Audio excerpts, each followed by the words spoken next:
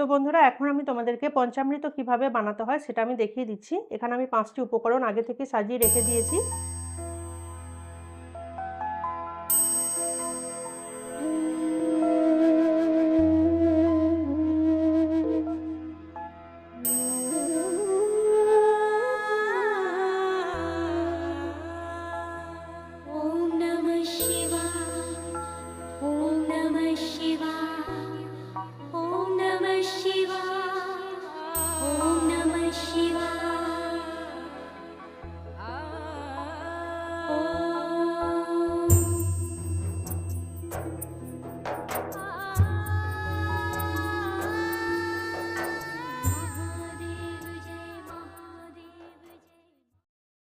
আমার সকল দর্শক বন্ধুকে সুমনার ব্লগে অনেক অনেক স্বাগত জানিয়ে আজকের ভিডিওটি শুরু করছি।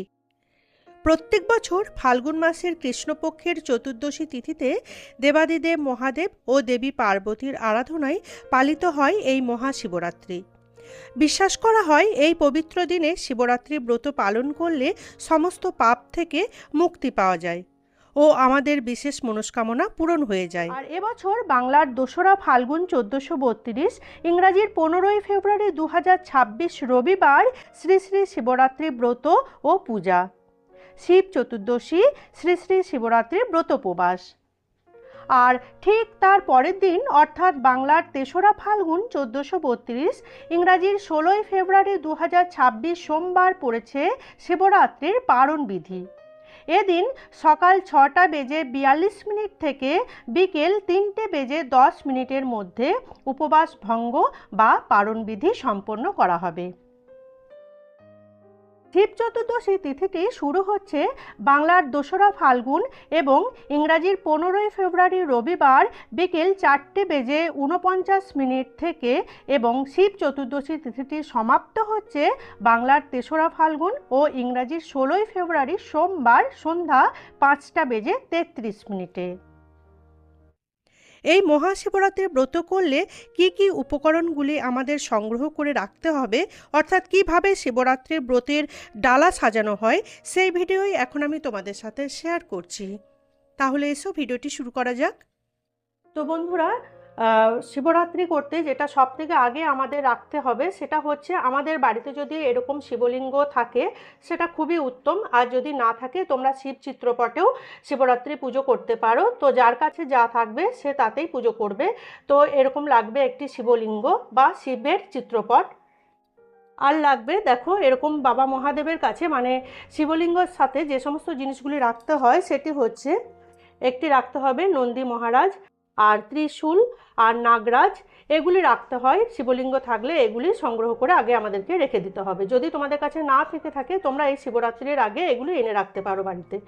শিবের স্নানাভিষেকের জন্য যে সমস্ত উপকরণগুলি আমাদের লাগবে সেটা হচ্ছে কাঁচা দুধ, এখানে আমি দুধ রেখেছি। পঞ্চামৃত বানানোর জন্য এই সমস্ত উপকরণগুলি আমাদের লাগবে। তো কি কি লাগছে না, কাঁচা দুধ লাগবে, লাগবে দই, লাগবে ঘি, আর এখানে আছে মধু, আর লাগবে চিনি। তো এই 5টি উপকরণ দিয়ে আমাদেরকে পঞ্চামৃত বানিয়ে নিতে হবে, সেটা দিয়ে শিব অভিষেক করতে হবে। লাগবে 1 ঘটি শুদ্ধ জল বা গঙ্গা জল, যার কাছে যা থাকবে সে সেটাই রাখবে। আমি এখানে স্নানের জন্য রেখেছি শুদ্ধ জল, আর যখন বাবা মহাদেবের মাথায় ঢালবো তখন সেখানে তার জন্য আমি গঙ্গা জলও সংগ্রহ করে রেখেছি। এখানে রাখলাম গঙ্গা জল। বাবা মহাদেবের স্নানাভিষেকের পরে একখানি নতুন পৈতে পরিহিত হয়। তো দেখো এখানে একটি পৈতে আছে, আমি পৈতেটা রাখলাম। দেখো আছে অশ্বগন্ধা চন্দন। মহাদেবের স্নানের পরে বাবা মহাদেবকে সুন্দর করে চন্দন দ্বারা তিলক করে দিতে হবে, তার জন্য দেখো আমি এখানে চন্দন রেখেছি। লাগবে গোলাপ জল, আর লাগবে অগরু, এখানে আছে কর্পূর, রাখলাম কর্পূর। আর এখানে দেখো বন্ধুরা কিছু অখণ্ড আতপ চাল আছে, বাবা মহাদেবের মাথায় জল ঢালার পরে অখণ্ড আতপ চাল নিবেদন করতে হয়। তো আমি কিছুটা চালও রাখলাম। এখানে আছে পঞ্চশস্য, আর বন্ধুরা এই কন্টেনারটার মধ্যে দেখতে পাচ্ছ আমি কিছুটা সিদ্ধি পাতা আগে থেকে সংগ্রহ করে রেখে দিয়েছি। এটা তোমরা যে কোনো দশকর্মার দোকানে পেয়ে যাবে। সিদ্ধি পাতা বাবা মহাদেবের যে জলটা দ্বারা আমরা বাবা মহাদেবের মাথায় ঢালবো সেই জলে দিতে হয় সিদ্ধি পাতা। তো আমি এখানে রাখলাম সিদ্ধি পাতা। আর শিবরাত্রি পুজো করার সময় একটি অবশ্যই বাবা মহাদেবের সবথেকে প্রিয় জিনিস হচ্ছে ডমরু বা ডুগডুগি, যে যেটাই বলে থাকো, একটি ডমরু রাখতে হয় মহাদেবের পাশে। তো এই ডমরুটা সম্পর্কে একটু বলে রাখি, যদি তোমরা বিশেষ মনস্কামনা নিয়ে শিবরাত্রির ব্রত রেখে থাকো, তো মনস্কামনা পূর্ণ হয়ে যাওয়ার পরে এরকম একটি নতুন ডমরু তোমরা কিনে নেবে। তারপর কোনো শিব মন্দিরে গিয়ে বাবা মহাদেবকে নিবেদন করবে। বাবা মহাদেব সব থেকে বেশি সন্তুষ্ট হন এই ডমরুতে। তো তোমাদের মনোবাসনা পূর্ণ হয়ে যাওয়ার পরে তোমরা ডমরু নিবেদন করতে পারো বাবা মহাদেবকে। আমি এখানে রেখে দিলাম। আর লাগবে হরিতকি, কিছু মিষ্টান্ন তো রাখতেই হয় পুজোর জন্য, তো আমি এখানে একটু মিষ্টি রেখেছি। আর মহাদেবের পুজোর পরে 116 আনা নিবেদন করতে হয় প্রণামী হিসাবে, তো এখানে আমি 116 আনা রাখলাম। এখানে তোমরা যে যেমন সামর্থ্য অনুযায়ী রাখবে, 116 আনা, 516 আনা, 10 টাকা, যে যেমন পারবে বাবা মহাদেবের জন্য তুলে রেখে দেবে। এখানে দেখো বন্ধুরা আমি গোটা 5 ফল রেখেছি। তোমরা এখানে চাইলে একটি ফলও নিবেদন করতে পারো, গোটা ফল। অবশ্যই বাবা মহাদেবকে গোটা ফল দিতে হবে। তো একটি অথবা 3টি অথবা 5টি অথবা 7টি, যে যেমন সামর্থ্য অনুযায়ী বাবা মহাদেবকে গোটা ফল নিবেদন করতে পারো। আমি এখানে 5টি ফল রেখেছি। আর চেষ্টা করবে একটি বোঁটাযুক্ত বেল বাবা মহাদেবকে দিতে।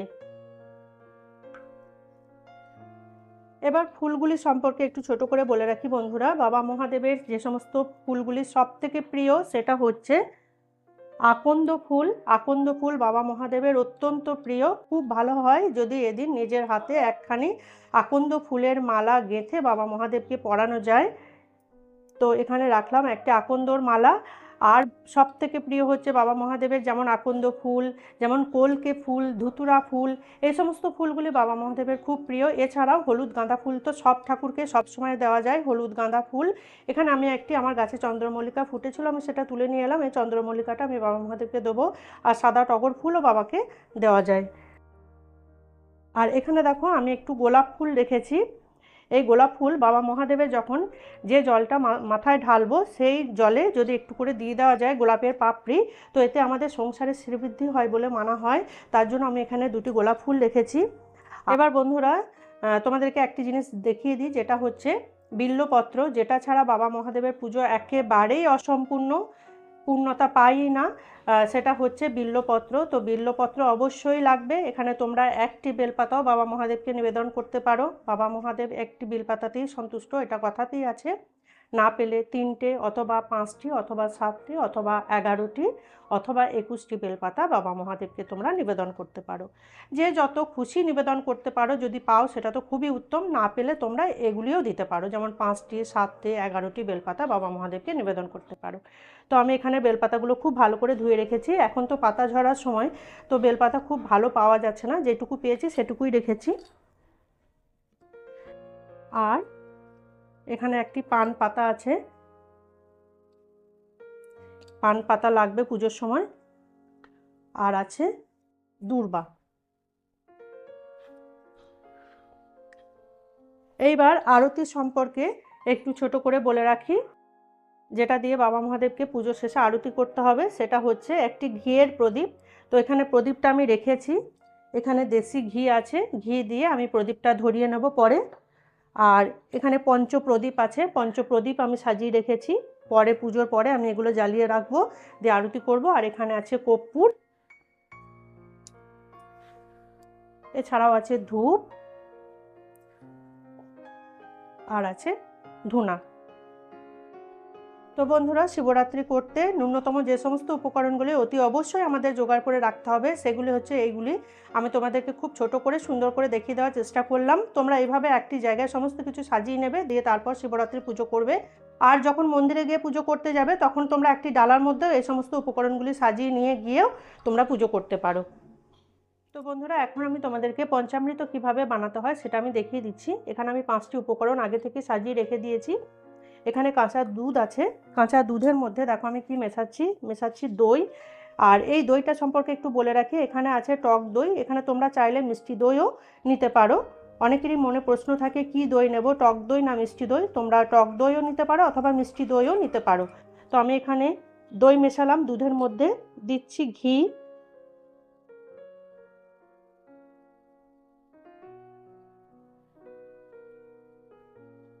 দেব মধু,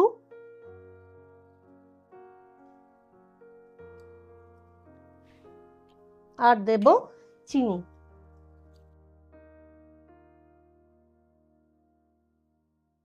তো 5টি উপকরণ আমার মেশানো হয়ে গেল। সুন্দর করে আমি এবার এটা মিশ্রণটা গুলিয়ে নেব।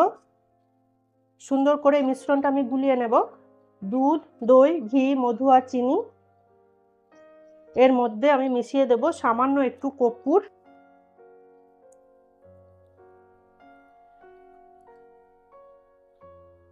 কর্পূরের গুঁড়ো মিশিয়ে দেব,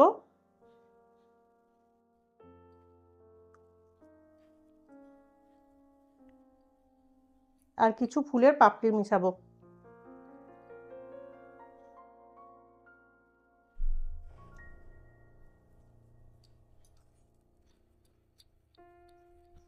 তো পঞ্চামৃত আমার বানানো হয়ে গেল, এখানে আমি রেখে দিলাম। এবার স্নানাভিষেক যখন করাবো তখন এই পঞ্চামৃত দ্বারা অভিষেক করাবো। তাহলে বন্ধুরা, এই ছিল আজকের ছোট্ট ভিডিও। ভিডিওটি ভালো লেগে থাকলে লাইক ও শেয়ার করে দেওয়ার জন্য অনুরোধ করছি। যারা আমার পুরনো বন্ধু তারা এভাবে সাথে থেকো, পাশে থেকো। যারা আমার নতুন বন্ধু প্লিজ চ্যানেলটিকে সাবস্ক্রাইব করে নিও। সাবস্ক্রাইব করে আমার বন্ধু হয়ে পাশে থেকো। আর কমেন্টস করে অবশ্যই জানিও যে আজকের ভিডিওটি তোমাদের কেমন লেগেছে। জয় শিব শম্ভু।